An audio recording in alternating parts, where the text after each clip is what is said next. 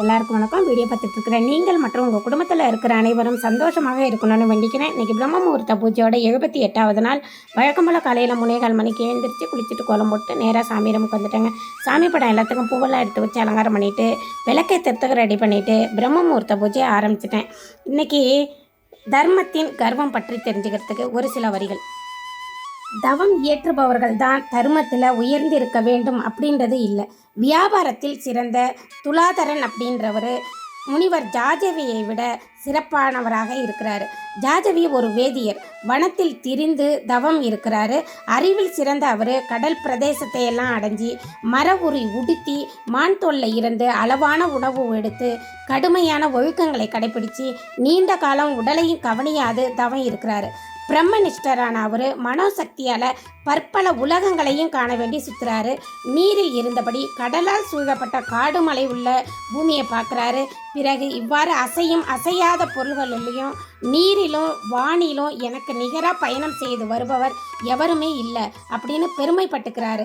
அத்தோட என்னால் தர்மமாவது அடையப்பட்டது அப்படின்னு தோலை தட்டி கொடுத்துக்கிறாரு.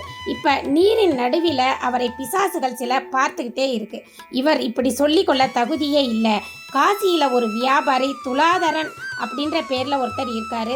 மிகுந்த புகழ் பெற்ற அவர் கூட இப்படி சொல்லி கொள்வது இல்லை அப்படின்னு சொல்லி 2 பிசாசுகளும் பேசிக்கிறாங்க. உடனே பூத பிசாசுகள்கிட்ட அப்படியானா அந்த ஞானியை புகழாளியை நான் பார்க்கணும் அப்படின்னு சொல்கிறாரு. ஜாஜவி முனிவர் பூதங்கள் வழிகாட்ட அவர் காண செல்கிறாரு. முதல்ல ஜானவி முனிவர் என்ன பண்ணுறாரு, அவருடைய சாதனைகளை பற்றி பார்ப்போம். வனப்பிரஸ்தராக காட்டுக்கு வந்து காலை மலை 2 வேளையும் ஆற்றில் நீராடி முறைப்படி அக்னியை ஆராதிப்பதிலும் வேதம் ஓதுவதிலும் மிகுந்த விருப்பமுடையவராக இருக்கிறாரு. இதனால் அவர்கிட்ட பிரம்ம ஒளி விளங்குது. அதர்மத்தை நினைக்காதவராகவும் பார்க்காதவராகவும் இருக்கிறாரு. மழை காலத்தில் வெளியில் படுப்பதும் பனிக்காலத்தில் நீர் நடுவில் நின்றும் வேநீர் காலத்தில் காற்றை சகிச்சியும் வெயிலை பொறுத்தும் தர்மத்தை கடைப்பிடிச்சியும் வராரு. பூமியில் எங்கும் படுத்து உறங்கக்கூடியவர் அவர். மழைநீர் தலையில் கொட்டிச்சுன்னா அவரோட சிகை சடை பிடித்தது. காட்டில் அலைந்து கருத்து போகிறாரு. ஒரு சமயம் உணவையே ஒதுக்கிட்டு காற்றை மட்டுமே சுவாசித்து கொண்டு கட்டை போல அசைவற்று இருக்கிறாரு. அப்போது 2 குருவிகள் அவரோட தலையில் கூடு கட்டிக்கிட்டு இருக்கு. தனது ஜடை முடியில நூலாலும் புல்லாலும் ஆண் பெண் குருவிகள் கூடு கட்டுறதை கவனிக்காமல் இருக்கிறாரு. அவர்கிட்ட அசைவுகளே இல்லாததால் குருவிகள் அவர் தலையில் கூடு கட்டி குடும்பம் நடத்துது. பயமின்றி வாழுது. மழைக்காலம் முதல் சரத்காலம் வரைக்கும் அப்படியே வாழ்ந்து முட்டைகளை இட்டது குருவி. இதை அறிந்தும் முனிவர் அவற்றை அச்சமின்றி தன் தலையில வாழ அனுமதிப்பது போல அசையாமலே இருக்கிறாரு. பறவைகளும் பயமின்றி கூட்டில் வந்து தங்கி குஞ்சுகளை பொறித்தன. குஞ்சுகளும் சிறகுகள் முளைச்சிருச்சு. வெளியே போவதும் சில நாட்கள் வருவதுமாக இருக்கு. அவற்றை பார்த்து மகிழ்ச்சியால் ஜாஜவி முனிவர் அசையாமலே இருக்கிறாரு. இப்படி பல காலம் இருந்த அவை ஒரு சமயம் வெளியில் பறந்து போயிருச்சு. 1 மாத காலம் வரைக்கும் திரும்பி வரல. பிறகு ஜாஜவி முனிவர் வேறு இடத்திற்கு போகிறாரு. அத்தோடு தாம் சித்தராகி விட்டதாக நினைக்கிறாரு. அதனால் அவரை கர்வம் பிடிச்சிருச்சு.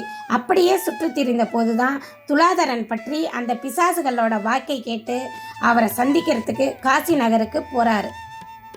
முனிவரை பார்த்த உடனே ஏற்கனவே அறிந்தவன் போல துலாதரன் வரவேற்று அவர் செய்த தவம் தற்பெருமை பற்றி பிசாசுகளோட வாக்கை கேட்டது பற்றியெல்லாம் முனிவர் அவன்கிட்ட பேசுகிறாரு. இதெல்லாம் சரிதானா அப்படின்னு கேட்குறாரு. உனக்காக நான் என்ன செய்யணும்னு கேட்குறாரு. வியாபாரியான துலாதரனே, வாசனை பொருள்களையும் ரசமுள்ளவற்றையும் வாங்கி விற்கிற தொழிலை புரிகிற உனக்கு எவ்வளவு ஞானம் புகழ் எப்படி உண்டாயிடுச்சு அப்படின்னு கேட்குறாரு.